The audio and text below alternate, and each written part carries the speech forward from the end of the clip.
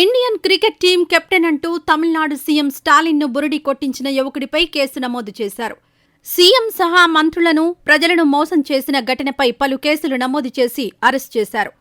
Wheelchair క్రికెట్లో కెప్టెన్గా పాకిస్తాన్పై ఆడి గెలిపించానంటూ అందరినీ వినోద్ కుమార్ అనే యువకుడు మోసం చేశాడు. తమిళనాడులోని రామనాథపురంకు చెందిన వినోద్ కుమార్ లండన్లో జరిగిన ప్రపంచ కప్లో ఇండియా తరపున ఆడినట్లు సీఎం స్టాలిన్కు చెప్పాడు. సీఎం స్టాలిన్ సైతం అతనికి అభినందనలు తెలిపారు. వినోద్ కుమార్ మాటలు నమ్మిన మంత్రులు, స్థానికులు అతనికి భారీ స్థాయిలో ఆర్థిక సహాయం చేశారు.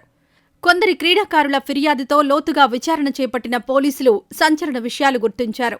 వినోద్ కుమార్ మొత్తం అబద్దాలు చెప్పి అందరినీ మోసం చేశాడని విచారణలో తేలింది. కలకత్తాలో జరిగిన ఓ మ్యాచ్లో ఆడి అక్కడే ఒక కప్పు కొనుక్కుని లండన్ మ్యాచ్ అంటూ కలరింగ్ ఇచ్చినట్లు గుర్తించారు. పాస్పోర్ట్ కూడా లేని రామనాథపురం జిల్లాకు చెందిన వికలాంగుడు వినోద్ బాబు పాకిస్తాన్లో జరిగిన క్రికెట్ టోర్నమెంట్లో ట్రోఫీ గెలుచుకున్నందుకు ముఖ్యమంత్రి అభినందించారు. వినోద్ బాబు స్వస్థలం రామనాథపురం జిల్లా ఎగువ సెల్వనూరు. వికలాంగుడైన తాను గతేడాది డిసెంబర్లో పాకిస్తాన్లోని కరాచీలో జరిగిన ఆసియా కప్ వీల్చైర్ క్రికెట్ టోర్నమెంట్లో భారత జట్టు కెప్టెన్గా పాల్గొని ట్రోఫీని గెలుచుకున్నానని చెప్పాడు. ఈ ఏడాది మొదట్లో జిల్లా కలెక్టర్ను కలిసిన వినోద్ బాబు తన భార్య, 2 పిల్లలతో ఇబ్బంది పడుతున్నందున ప్రభుత్వ ఉద్యోగం ఇప్పించాలని అభ్యర్థించారు. మంత్రి రాజకన్నప్ప నియోజకవర్గానికి చెందిన వినోద్ బాబు మంత్రిని కలుసుకుని విదేశాల్లో జరిగే పోటీల్లో పాల్గొనేందుకు ఆర్థిక సాయం చేయాలని కోరారు.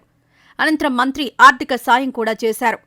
ఈ స్థితిలో కొద్ది రోజుల క్రితం మంత్రితో కలిసి చెన్నై వెళ్లిన వినోద్ బాబు లండన్లో జరిగిన పోటీలో విజయం సాధించారని ముఖ్యమంత్రి స్టాలిన్ను కలిసి అభినందనలు అందుకున్నాడు.